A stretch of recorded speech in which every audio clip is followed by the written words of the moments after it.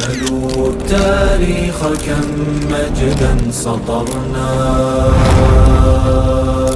على صفحاته وبه تغنى. الحمد لله په داسې یو سیمینار کې و در اوایل جا دارد که از نهاد الكلمات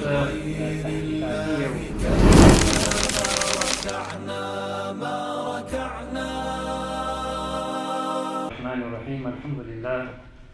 والصلاة والسلام على رسول الله صلى الله عليه وسلم. قال الله تبارك وتعالى: أعوذ بالله من الشيطان الرجيم. بسم الله الرحمن الرحيم. إن الله وملائكته يصلون على النبي يا أيها الذين آمنوا صلوا عليه وسلموا تسليما. اللهم صل على محمد وعلى آل محمد. صدق الله العظيم. له هر څه نه وړاندې په دې تعداد کې د لوګر ولایت قدرمنو مسؤلینو مجاهدینو درنو قدرمنو د عزت او د درناوي وړ استادانو او د الکلمات د تحقیقاتي او فکري ادارې قدرمنو مسؤلینو او ټولو ګډونوالو، السلام علیکم ورحمة الله وبرکاته. قدرمنو، خوشحاله یو چې نن ورځ په دغه چې یو علمي او تحقیقاتي مجلس او محفل کې ګډون لرو چې دلته زمونږ ډېری علمي خلک او اشخاص دا راجمع شوي دي او په مختلفو او اهمو موضوعاتو باندې بحث کوي. امید او تمه لرو چې انشاءالله دغه برنامه او دغه پروګرام په ښه شکل باندې سرته ورسېږي او زمونږ او تاسو او دا ټول ګډونوال له دې مجلس او له دې پروګرام نه عظیم استفاده کړې وي. قدرمنو، دا چې وخت کم ده او ډېرې خبرې نه کوو، د مقدماتي خبرو راتېرېږو. ما ته چې کوم موضوع راسپارل شوې ده، د موضوع عنوان ده د اسلامي امت د کمزورتیا یا د ضعف لاملونه او حل لارې. قدرمنو، د امت چې نن سبا موږ تاسې مطالعه کوو او له دې خپل هېواد او له دې خاورې نه چې موږ تاسې د سرچ او تحقیق شروع کړو او په ډګر د اسلامي نړۍ باندې راوڅرخېږو، بېرته بیا خپل هېواد ته راسو، د امت دا ناوړه او دا ناکاره دا سپک او ذلیل حالت دا داسې نه و چې له کله اسلام راغی او د امت په همداسې جلت اخته وو. موږ تاسې د اسلام تاریخ کتلی ده. د اسلام په تاریخ کې مسلمانان دومره عزیز او غالب قوم وو چې کله به په لار باندې یو مسلمان تېرېده د نړۍ کفارو یهودو مسیحیانو به د لارې په غاړه کې درېدل او مسلمان ته به د احترام لپاره به ودرېده او لاس په نامه به ورته ولاړو او د ځمکې پر مخ باندې د مسلمانو بل عزتمن شخص موجود نه و. لکن موږ تاسې وینو چې اوس ورځ په اوس حالت کې د ځمکې پر مخ باندې تر ټولو خوار قوم، تر ټولو ذلیل قوم، تر ټولو کمزوري او لوېدلی قوم دا مسلمان ده. دغه امت ولې دې حالت ته راغی؟ هغه اسباب او لاملونه څه ول چې د امت یې د عروج او د ارتقا د لوړو ماڼیو یې نه په ځمکه باندې وویشتل. هغه امت چې الله تعالی په قرآن کې بار بار توصیف کوي چې کنتم خیر امه، تاسې بهتر امت یې. لکن نن ورځ د ځمکې پر مخ باندې دې غوره او دې عزیز او دې غالب او دې عزتمن قوم خپل حیثیت بایللی ده. کوم اسباب او کوم لاملونه دي؟ ورونو علما دا خبره کوي. علامه ابن خلدون رحمه الله فرمایي چې د ملتونو او د امتونو د ارتقا او ضعف او کمزوري او بیا نابودي او زوال دا یو فطري او طبیعي خبره ده. دا ملتونه داسې دي لکه انسان غوندې. انسان چې کله په اول کې پیدا شي ماشوم یې ضعیفه وي، بیا کله کله قوي کېږي، ځوان شي، غښتلی شي، وروسته بیا کله کله کمزوری کېږي، سپینږیری شي، بیا هسې مړ شي او ختم شي. دا د ابن خلدون نظریه ده. ځینې برطانوي علما هم دا خبره تایید کړې ده. خو اما معاصر علما وایي چې د علامه ابن خلدون رحمه الله دغه نظریه چې د ملتونو او د امتونو د ضعف او د عروج او د زوال په اړه وړاندې کوي، دا په اسلامي امتونو باندې نه تطبیقېږي. دا په هغه امتونو تطبیقېږي چې هغه غیر اسلامي وي. ځکه دا امت دا له خپل تر شا په خپل سر ته داسې یو دین لري چې د دې دین اساسات او د دې پایې د دې بنسټونه دا په شرعي او په اسلامي عقیدو باندې ولاړ دي. تر څو چې په ځمکه کې د اسلام او د توحید د لا اله کلمه ویل کېږي د امت په ژوندی وي. زه په دغه ځای کې یو خبره کومه د نړیوالو ته خبره کومه. ګورئ چې تاسو د امت د نابودۍ د زوال فکر بالکل له ذهنه وباسئ. که دا امت که په یو کونج کې تاسو ضعیفه کوئ، تحقیر یې کوي، ویزه پیدا کوي، د امت په یو بله برخه کې به بیا دا امت راپورته کېږي او بیا په ځمکه باندې د الله د دین حاکمیت دا به قایموي. دا امت په مجموعي توګه باندې شکست او زوال نه مني، ځکه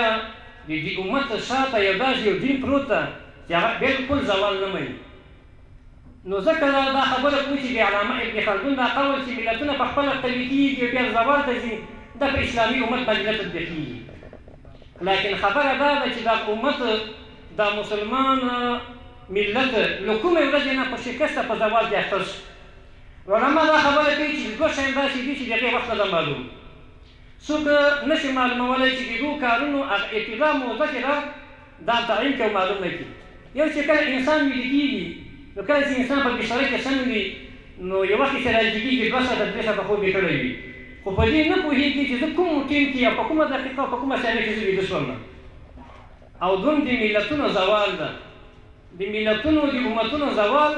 د دې نیټه وایي چاته نه معلومېږي. اما معاصر علما زمونږ دا وایي چې د اسلامي امت د زوال موده چې ده دا معلومه ده، هغه تاریخ معلوم ده. تاریخ دا ده چې کله په عملي خلافت کې مسلمانانو د حضرت معاویه رضی الله تعالی عنه د وفات څخه وروسته له دین نه فاصله واخیستله، له هماغه نقطې نه د دې امت زوال شروع شو او تر نن دا زوال روان ده. نو خبره دا ده چې د دې امت د زوال لاملونه کوم دي، دا به موږ تاسې وپېژنو او په دې باندې به ځان آګاه کړو چې هغه اسباب او لاملونه چې د امت د در په در شو هغه کوم دي. دا به وپېژنو، خپل نوي نسل ته خپلو شاګردانو ته زده کوونکو ته انتقال کړو. که په دې برخه کې موږ او تاسې غفلت وکړو نو دا به له دې خالي نه وي چې دا امت او دا ولس او دا رعیت او دا شعب دا به نور هم په ځمکه باندې غورځي، دا به نور هم د یهودو او د نصاراو او والکي او پنجو ته به ورځي. په دې امت به نور هم دغسې ناتار وکړي لکه څنګه چې تاریخ په اوږدو کې شوی ده، لکه څنګه چې نن په فلسطین کې روان ده. ګورې تاسې وګورئ، یو وخت کې حضرت عمر فاروق رضی الله تعالی عنه چې کله فلسطین ته لاړه او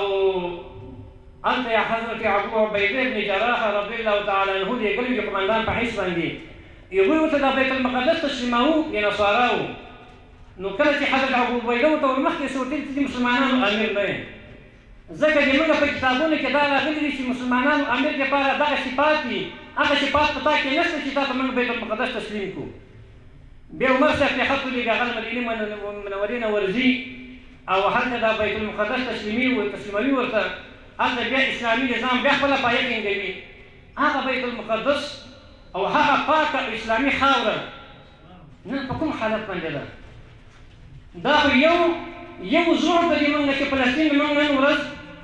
دا تنابودي خواته لاړه، موږ ټوټه ټوټه شو. لیکن تر دې سخت حالت هغه ده چې په دا ټول اسلامي امت کې په 18 میلیارده مسلمانانو کې دومره څوک نشته ده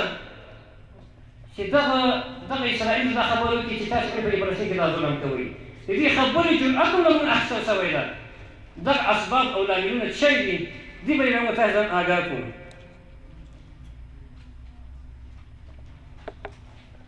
قدرمنو، د امت د زوال لپاره دوه لاملونه دي. یا دغه لاملونه موږ په لومړیو کې په لویو کې په دوو کټګوریو تقسیموو. لومړی تقسیم دا ده چې د امت د زوال داخلي لاملونه دي، دوم د امت د زوال لپاره بهرني لاملونه دي. خو په دې باندې موږ تاسې پوه شو چې د امت د زوال د داخلي لاملونه دا تر بهرني لاملونو ډېر قوي دي او دا ډېر شریر دي، دا ډېر سخت دي.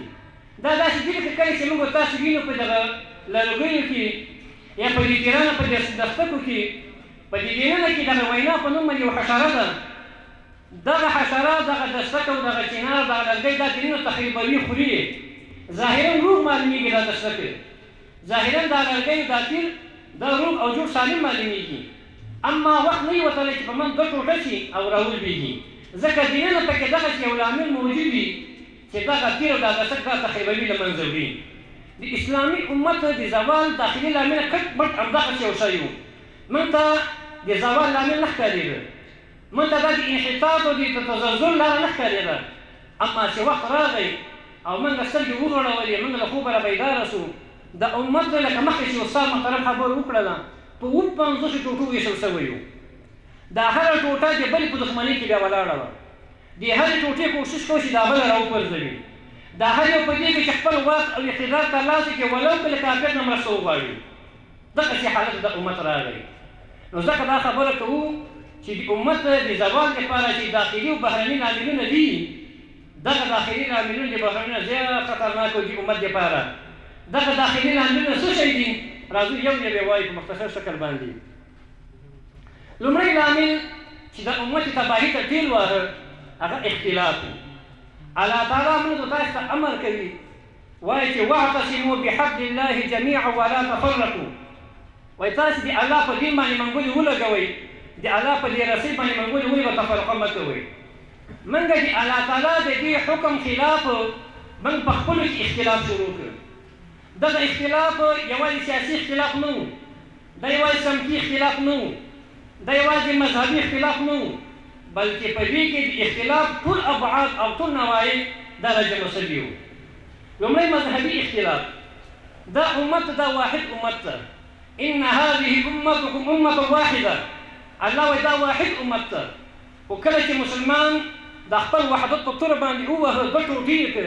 د امت او زور او قوت دا لاړه الله تعالی فرمایي چې ولا تنازعوا فتفشلوا وتذهب ريحكم تاسو خپل کې مناجعه مشاجره جنګ او جدل مه کوئ که چېرته مو وکړه الله وایي چې فتفشلوا وبم پاشم سره ټیټه فرق به وکړم وتذهب ريحكم او تاسو ټول باد او قوت دا بدله ولاړ شي همغه حالت راغی په مذهبي اختلافاتو کې یو وخت په بغداد کې د بغداد په دې چوکونو کې به علما خپلو کې مناظرې کولې یو طرف د حنفي مذهب عالم به ناست و بل طرف د شافعي مذهب عالم ناست و بل طرف ته د حنبلي و بل طرف د مالکي بس په دې به مناظره وه چې لاسونه دا په سینه باندې کېږدم که لاسونه د نامونه لاندې کېږدم په دې باندې بحث او مناقشه به د علماو روانه وه چې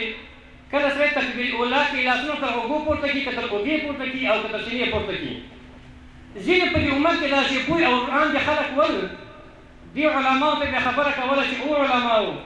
دا وخت دې نه چې موږ د دین په فروعي مسایلو کې اختلاف وکړو او یو د بل ګریوان ته لاس ور واچوو او د بازار په چوکو کې مناظرې وکړو راځئ د دښمن په مقابل کې ځان تیار کړو اعداد وکړو توره زده کړو اس چلول زده کړو لامبو زده کړو ګورې که دښمن راغی هم به مالکي شهید کړي هم به حنبلي شهید کړي هم به حنفي شهید کړي او هم به مالکي شهید کړي خو دې علماو په لومړي ځای کې بې دلایل ویل بیا بیا کنځا ته خبره ورسېدله د مناظرې په پای کې به موږ ته ګریوان شول او د حنفي سر به ماتو د حنبلي سر به ماتو د مالکي سر به ماتو ټول به ما سرونه کورو ته روان ول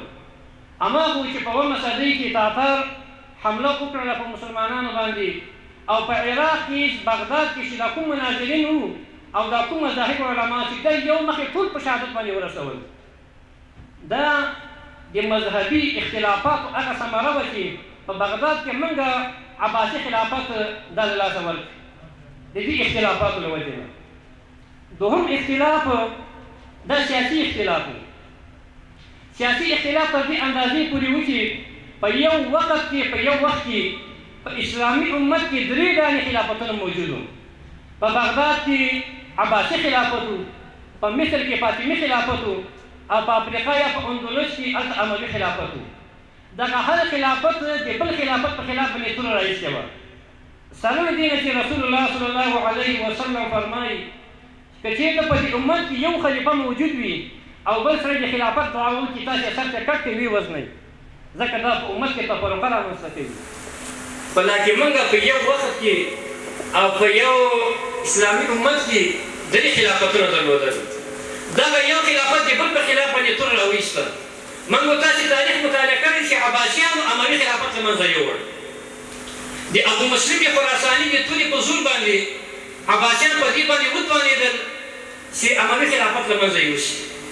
دغه چې فاطمي خلافت یې دواړه په جګړه اخته وو بیا په داخل دې خلافتونو کې په اندلس کې په غرناطه کې یو خلافت و په اشبیله کې بل خلافت و په قرطبه کې بل خلافت و او دغه چې په نورو ولایتونو کې نور خلافتونه وو دغه هر خلافت د بل په خلاف باندې تور راایستې وه یو د بل سره داسې جنګېدل چې د وخت مسیحیانو به احمد ته هم کومک ورکوه محمود ته یې هم ورکوه دواړو ډول مسلمانانو سره کومک کوو او دومره په خپل کې سره وجنګول چې دا چې وخت راغی چې بیا فریدینان او ازابیلیان په اندلس کې دا سره یو شول خپل کې نکاح هم وکړله او بیا د اسلامي امت او د مسلمانانو اندلس څخه بېسړل او په دغه چې سپینه ورځ باندې په لمر کې د اسلام توغ او د اسلام بیرغ د الحمرا له هسکې ماڼۍ نه په ځمکه باندې ګزار کړ خپل صلیب چې د سپینو زرو جوړ دی هلته هسک کړ مسلمانان په هغه وخت کې زړه چیغې یې کولې فریاد یې کوو لکن لاس له لاس خطا و وخت تېر و دې زړه هېڅ ګټه نه شو رسولی نو دا هغه سیاسي اختلاف و چې موږ په اندلس کې خپل خلافتونه دا د لاسه ورکړل درېیم قسم اختلاف چې و هغه قومي اختلاف و موږ تاسې ویل چې په دې وروستیو کې په اسلامي امت کې له 699 کاله رانیولې بیا تقریبا تر 100 کالو مخکې پورې په دې امت کې یو خلافت موجود عثماني خلافت په دې عثماني خلافت باندې غربي نړۍ کلونه کار وکړ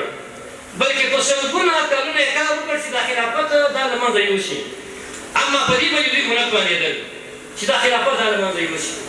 مګر کله چې په اسلامي امت کې قومي اختلاف را پیدا شو لکه مخکې چې استاد محترم ته اشاره وکړله قومي تعصب رامنځته شو غربي نړۍ په دې باندې کار وکړ چې د مسلمانان په خپلو کې سره وجنګوي عربو ته ورغلل عربو ته ویلي چې تاسو خو د نبي علیه السلام وسلام اولادی عرب یئ او تاسو پښتانه خلک یئ دغه ترکان چې عثمانیان دا څو چې تاسو باندې حاکمیت کوي حکومت کوي تاسو د دې په خلاف باندې تور راواخلئ او راولاړ شئ او دا خلک له منځه یوسئ ځکه د خلافت حق دا خو ستاسو ده وایي هماغه چې په عربو کې عربي قومیت او یا عربي تعصب راولاړ شو د عثماني خلافت په خلاف یې تور راوچته کړله او د دې تعصب او د دې جنګ په نتیجه کې موږ د کلونو هغه غښتلی اسلامي خلافت عثماني خلافت دا مو د لاسه ورکړ حتی تر دې چې مورخین لیکي چې د عرب په جنګیالیو کې اروپایان مسیحیان جنګېدل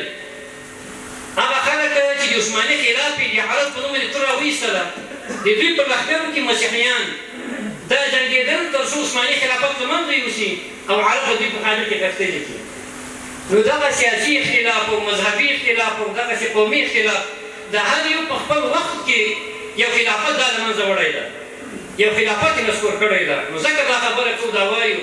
چې د امت د داخلي لاملونو په چوکاټ کې لومړی لامل چې د امت یې درد بدله کړ دا اختلاف ده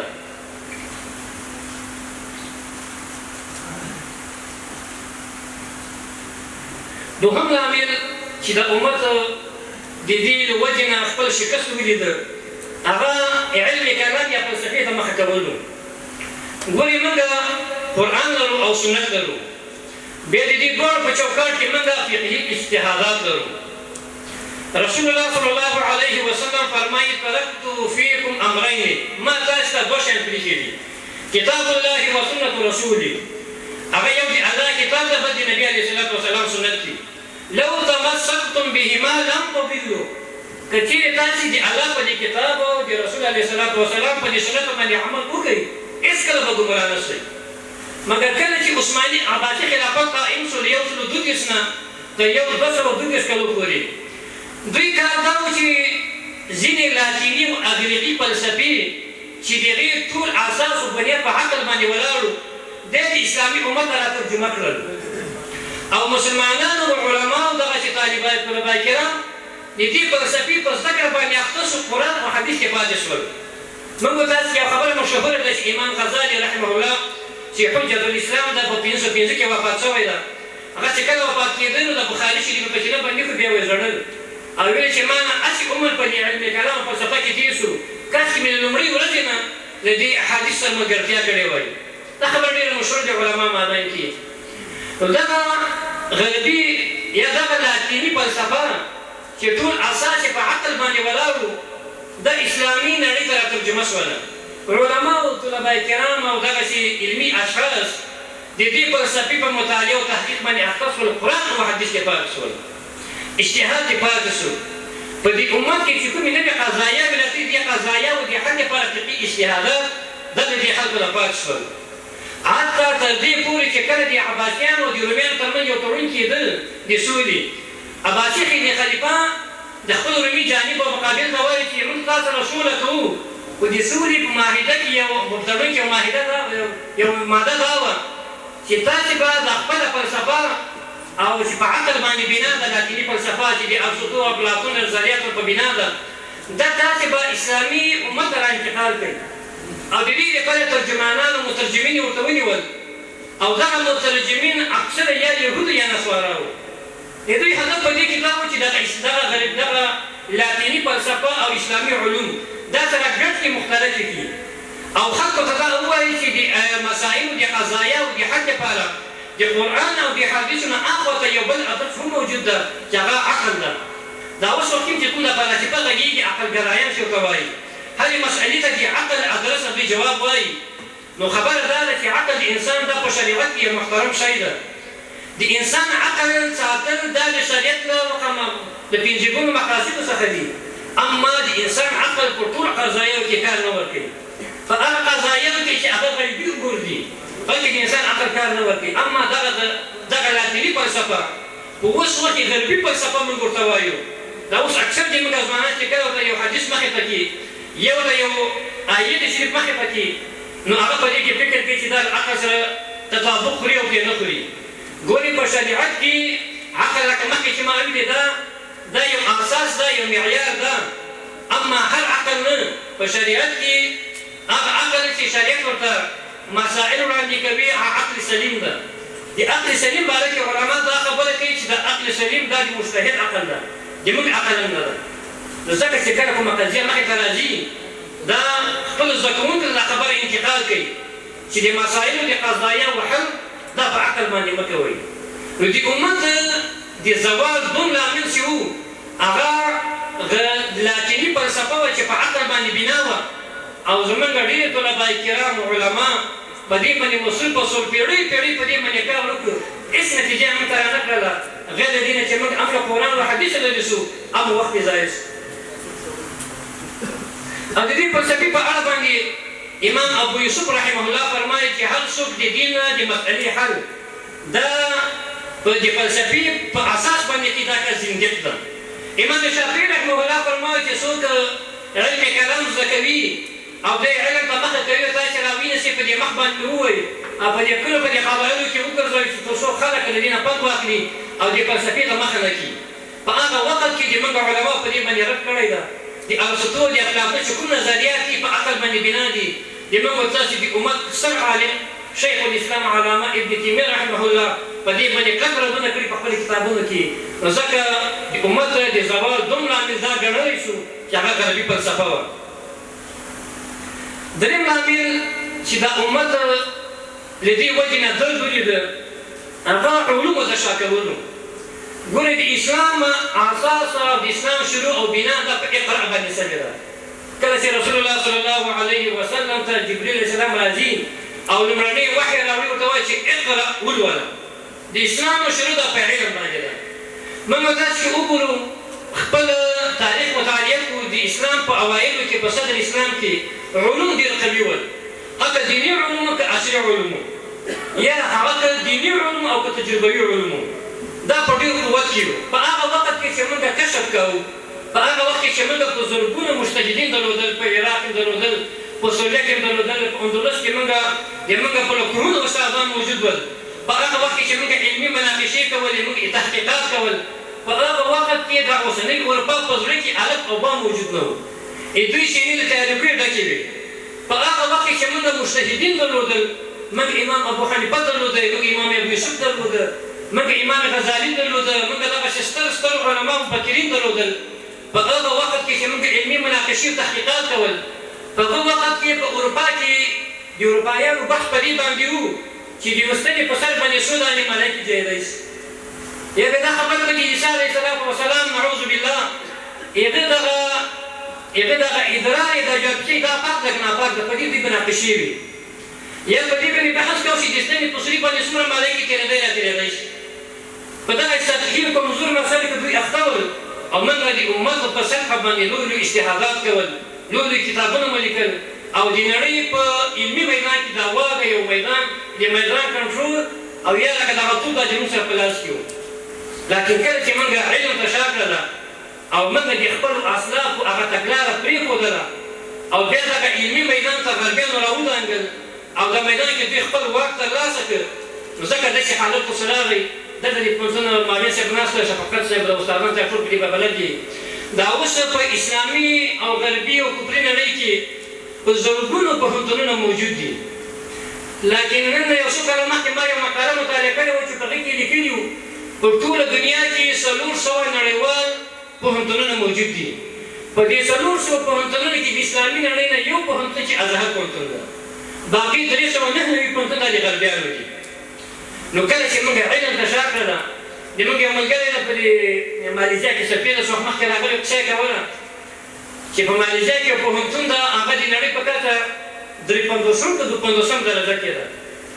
لکن خبره دا کوله چې د کابل پوهنتون چې موږ مرکزي پوهنتون ده دا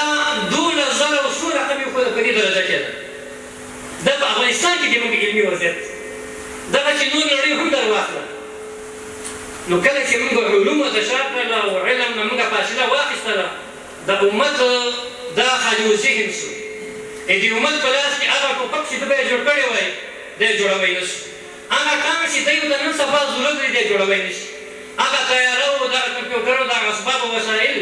چې د دې نه پرته نن سبا ژوند نه شي کېدلی دا مسلمان ونه کړل او د الله تعالی د دې آیت مبارکه په خلاف قدم واخیستې چې الله تعالی فرمایي واعدوا لهم ما استطعتم من قوه ومن رباط الخيل ترهبون به عدو الله وعدوكم الله وایي دا چې اعداد وکئ اسلحه جوړه کئ اسلحه ځغلول زده کئ چې تاسې بیا د الله او د الله د رسول دښمن پې وډار کئ ګورئ که چېرته په دغه آیت مبارکه باندې د امت عمل کړی وای نن فلسطین او فلسطین کې نن اسرائیل دا به موږ ډار کړی وای د اسرائیل ته به نن داسې اسلحې موږ ورښودلې وې چې فلسطین ته به یې په کادرونه وکتلي لکن هغوی په دې باندې پوهېږي چې د امت دا خالي ذهن ده دا جاهل پاتې شوی ده دا ناپوهه ده د امت د دې امت په کفرۍ کې هېڅ شی نشته ده د دې امت په علمي لحاظ باندې په فکري لحاظ باندې او دغه چې په نورو ابعادو نه د امت دا شر ده دا فلز ده د امت زور د دې ده چې هغوی وایي چې دا راوخله او داسې ټوک ټوک یې کړه ویې وژنه شهید یې کړه بمبار یې کړه او په لاسو کې ولچک او زولنې ور واچوه او زندان ته یې خطا کړه ځکه د امت دا د دې نه ده چې د خپل حق او د خپل حق غوښتنه له موږ څخه وکړي دا نړیوال په دې باندې پوهېږي ځکه داسې ظلم کوي نو ځکه دا خبره موږ کوو چې کله مسلمانانو له علم نه فاصله واخیستله درېیم لامل د امت د زوال هغه دا و چې کله موږ له علم ته شا کړله او د علمي میدان همدام غربي نړۍ ته پرېښوده نو ځکه د امت باندې داسې حال راغی چې حد اقل د خپلو حقوقو څخه هم دفاع نشي کولی نو دا درېیم لامل و څلورم لامل چې د امت یې وځورېده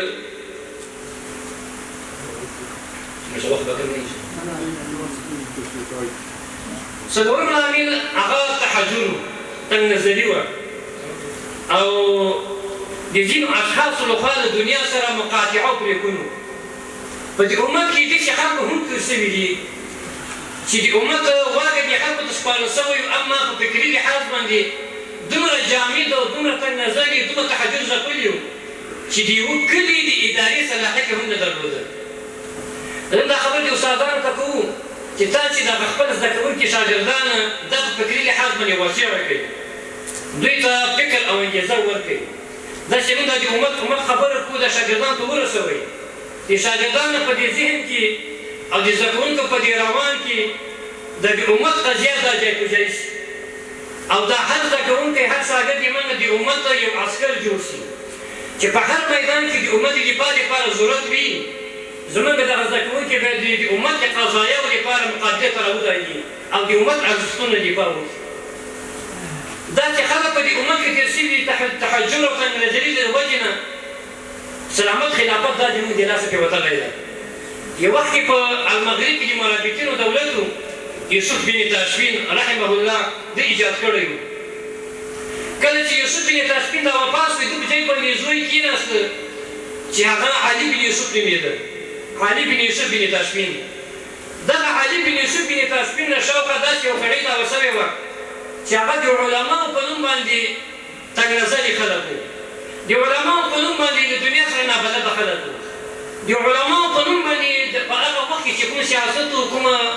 سیاسي هغه تګلاره او منهج و، دې سره نابلده خلک وو. بس په وړو مسایلو باندې، په وړو قضایاو باندې د وخت حاکم یې مصروفه کړ. لکه محمد غزالي رحمه الله چې فرمایي چې سقوط دا ده چې کله د امت مشران په سطحي مسایلو کې مصروفه شي، همدا سقوط ته وایي. که څوک یو ملت، یو حکومت، یو جامعه سقوط کوي، نو د هغوی مشرانو ته انګېزه دا ورکړه چې په سطحي مسایلو سره مصروفه شي، خپله دا ملت سقوط کوي. همدغسې علي بن یوسف ده ته د وخت علما وویلي چې امام غزالي رحمه الله نعوذ بالله دخل الدین ګرځېدلی انسان و، او ده یو کتاب لیکلی د احیاء العلوم په نوم باندې. دغه احیاء العلوم کتاب چې کوم ده، په دغه کې داسې خرافات دي او داسې دین څخه چپې خبرې دي پکې، دغه کتاب باید له منځه یوسي. هماغه چې د وخت حاکم علي بن یوسف هره ورځ به یې د بازار په چوکونو کې مثلا دغه زموږ ښاروال چوک ته به راووته او پټه کتابونه به د امام غزالي رحمه الله به راوړل، او شاخه به علماو دغه یو حاکم به ناست و چوکیو باندې د کتابونو ته به یې اور واچو او دا اور دا کتابونه سوځول. خو علما وایي عبدالحلیم عویس هغه په خپل کتاب دراسة سقوط ثلاثین الدولة الاسلامیه کې دا خبره کوي چې دغه اور ظاهرا د کتاب پاڼې او د کتاب پوښونه سوځول،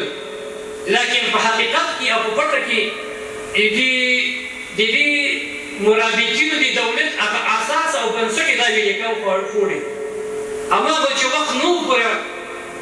نه ووتی چې په غرب کې په افریقا کې موږ د مرابطینو دولت دا سقوط وکړ، نو د امت د زوال یو لامل دغه تحجر او تنګ نظري چې کله په د امت باندې راغلي ده، په سطحي مسایلو باندې دا خلک اخته شوي دي او د امت لوی قضایاوې، لوی مسایل دا ورنه پاتې شول. هماغه چې غربي نړۍ په دې باندې بیا حمله کوي او دوی له منځه وړي. دې تر څنګ یو بل د تنګ نظري یو بل هغه بعد دا ده چې ځینې خلک د دنیا سره مقاطعه اعلان کړله. د دنیا سره مقاطعه اعلانول او دا فکر کول چې زه یوازې د الله سره تعلق ساتم، دنیا باندې کار نه لرم، دا زموږ د مقدس دین او شریعت خلاف یو عمل ده. ځینې خلک د جومات په کونج کې ناست چې وایي چې بس زه پرېږدم او الله مې پرېږدي، نه دې په ښه کار لرم نه دې په بد کار لرم. نه، ګورې موږ او تاسو چې ټول په دې مکلف یو چې هم به له الله سره رابطه ساتو، هم به دین ساتو، هم به په ځمکه باندې د الله دا کتاب او د الله دین دا به حکیم کوو. په ځمکه باندې د ځمکې پر مخ د خلافت حق او د خلافت واک دا یوازې د مسلمان ده. الله تعالی چې په قرآن مشان کې فرمایي اني جاعل فی الارض خلیفه، زه په ځمکه کې ځان لپاره یو جانشین پیدا کوم، هغه جانشین هغه په ځمکه باندې مسلمان ده، هغه زم او هغه ته، هغه په ځمکه باندې د مسلمان امت ده، هغه نه اوباما ده، نه ټرمپ ده، نه بوش ده، نه بل غربي یا کافر ده. لیکن کله چې مسلمان د جومات په کونج کې کېناستل او دنیا سیادت او دنیا واک او اختیار دا یې غربیانو ته پرېښوده، دا کوم مسلط چې الله یې ده په اوږه باندې اچولی دا له اوږې وغورځاوه، نو داسې حالت راغی چې د ځمکې د مخ نه اوس مسلمان دا په مخفه کېدو ده. مخکې استاد خبرې وکړې صهیونیزم په نوم باندې. صهیونیت یا صهیونیزم هدف دا ده چې په فلسطین کې به یو یهودي حکومت قایمیږي او دغه یهودي حکومت په ټول دنیا باندې حکومت کوي، پاچاهي به پرې کوي. د هغوی په عقایدو کې دا خبره ده، په دوی کتاب چې تلغوت ته وایي ده، تلمود کې دا خبر راغلی ده، دا کوي چې د ځمکې پر مخ باندې یوازینی مخلوق چې هغه عزیز او شریف مخلوق هغه یهود دي. باقي چې څومره انسانان دي د الله د انسان په شکل کې د یهودو د خدمت لپاره پیدا کړي دي، لیکن اصل د خلکو یا دا چې خنزیران دي یا خله دي وایي. او په ځمکه باندې موږ تاسې د ژوند حق له خلک نه راکوي. که موږ په همدې باندې مخې ته ولاړ شو او دنیا سره مقاطعه اعلان کړو او جوماتو کې خانقاه په کونج کې کینو او دا میدان یهودو ته پرېږدو، داسې وخت به راځي چې د ځمکې پر مخ بلکل مسلمان څوک پرېنږدي دا حالت به را روان وي نو ځکه دا خبره کوو چې د امت د زوال لاملونو څخه یو لامل دا ده چې کله موږ د دنیا څخه پرېکون اعلان محمد غزالي رحمه الله چې د امت معاصر یو لوی عالم د هغه وایي د تجارت او د کاروبار سره کوم طرز طریقه وه دا دوی له موږ نه زده کړله په خپلو ملکونو کې عملي کړله د همدې تجارت د زده کړې په نتیجه کې فیوډالان منځته راغلل او دې فیوډالانو په نتیجه کې د معاشر چې کوم اروپایي هېوادونه دي دا ایجاد شول او منځته راغلل همدغه اروپایي هېوادونه نن سبا د اسلامي نړۍ په خلاف باندې تورې راویستې ده او دنیا په هر کونج کې چې مسلمان د توحید کلمه وایي دوی له منځه وړي په شهادت باندې رسوي دومره ګټې دې خلکو کړه هغه د صنعت په برخه کې وه دې خلکو له موږ صنعت زده کړه د ورېښمو اوبدل له موږ نه زده کړل د سپینو زرو صنعت له موږ نه زده کړه دغسې د قالینو دغسې په نورو برخو کې صنعت دې خلکو له موږ نه زده کړه دی اروپا ته یوړ هلته دوی عملي کړه بېرته هغه خپل تجارت چې له موږ نه زده کړی و د موږ په خلاف یې وکاراوه هماغه چې دوی په اقتصادي لحاظ باندې مخې ته ولاړل او اسلامي امت دا په اقتصادي لحاظ باندې هم کمزوري شول درېیمه ګټه په علمي ډګر کې دې خلکو وکړله اروپایانو یا صلیبیانو چې کله اسلامي ملکونو باندې حمله وکړله هلته دوی خپل پوه کسان وګمارل او له مسلمانانو نه خط زده کړ له مسلمانانو نه علم زده کړ له مسلمانانو نه دنیا د نقشې زده کړلې له مسلمانانو نه دنیا اقتصادي بندرونه او دغسې اقتصادي باډرونه چې کوم دي سرحدونه چې کوم دي دا یې وپېژندل او په دې باندې خلکو کار وکړ او دې کار دې خوارۍ په نتیجه کې دا خلک په دې باندې وتوانېدل چې بېرته دا خپلې ټولې حربې دا د اسلامي امت په خلاف باندې وکاروي تر څو اسلامي امت کمزوری کړي او څلورمه ګټه دې خلکو په زراعت برخې کې وکړله په زراعت کې دې خلکو له اندلس نه او دغسې نور اسلامي نړۍ نه مختلف تخمونه واخیستل او د مختلفو نیالګیو دغه نمونې دا نظام سره غربي نړۍ ته یوړلې هلته دوی خپل زراعت په دې شکل باندې عیار کړ که دا اوس هم سړی مطالعه وکړي د غربي نړۍ زراعت دا د اسلامي نړۍ له زراعت نه مستوي ده ګر چې خاوره د موږ ښه خاوره ده آب و هوا د موږ پېښه ده لکن دوی د خپل زراعت دا مسلکي یې کړ دا علمي یې کړ بیا په عمل کې دا پیاده کړ ځکه اوس هم په زراعتي لحاظ باندې غربي نړۍ دا د اسلامي امت او د اسلامي نړۍ سره څنګه ده دا غښتلې ده درېیم بهرنی لامل چې د امت ونه وځورېده هغه اروپایي استعمار و اروپایي استعمار دا دوه برخې لري لومړۍ برخه چې د هغه پخوانی استعمار ده او دومره چې د هغه اوسنی استعمار ده پخواني استعمار چې کله اروپایي استعمار دې دوه کار وکړل یو کار یې دا وکړ چې د اسلامي امت او د اسلامي نړۍ دا د خلکو محاصره کړله او دغه محاصرې بیا وخت سره دوام وکړ تر دې چې اوس د اسلامي نړۍ اکثره ممالک د دوی په کنټرول دوی په واک کې دوم کار چې د معاصر یا پخواني اروپایي استعمار وکړ هغه دا و چې دوی خلکو په ځمکه کې چې کومه نقشه وه دغه نقشه په دقیقه توګه مطالعه کړله او دې په مطالعې په نتیجه کې د خلکو د دنیا بحرونه وپېژندل هغه تجارتي بحري لارې چې وخت به اسلامي نړۍ له دې نه تغذیه کېدله د دې په خلاف یې نورې لارې ایجاد کړلې هماغه چې د اطلس د بحر او د هند د بحر د لارې غربیانه له غرب نه راغله تر هنده پورې او د اسلامي د بحري تجارتي لارو په خلاف یې نورې لارې ایجاد کړلې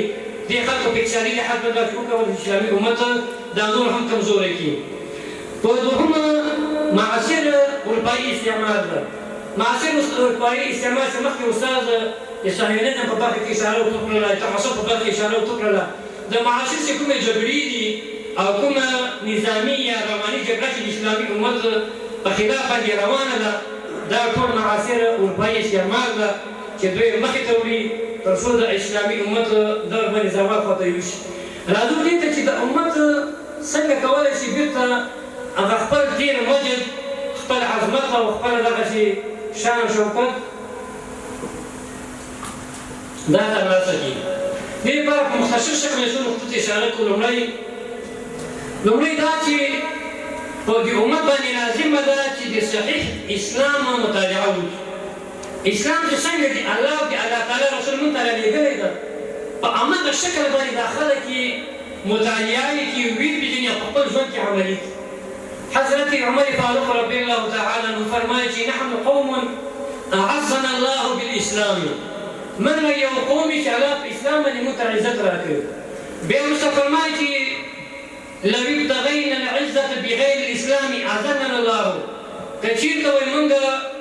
اسلام نه غیر په بله لاره کې په بل منهج کې په بله طریقه باندې موږ د خپل عزت لټو هغه به موږ ذلیل نو لومړی د حل لاره دا ده چې موږ د اسلام صحیح مطالعه وکړو او اسلام په سمه توګه وپېژنو او بیا په خپل ژوند کې عملي کړو. الله تعالی به د امت د دې ناخوالو څخه به وباسي. دومره دا چې د امت په کچه باندې یو سالم او صالح قیادت ته ضرورت ده. داسې یو صالح قیادت او مشري او زعامت چې دا ټول امت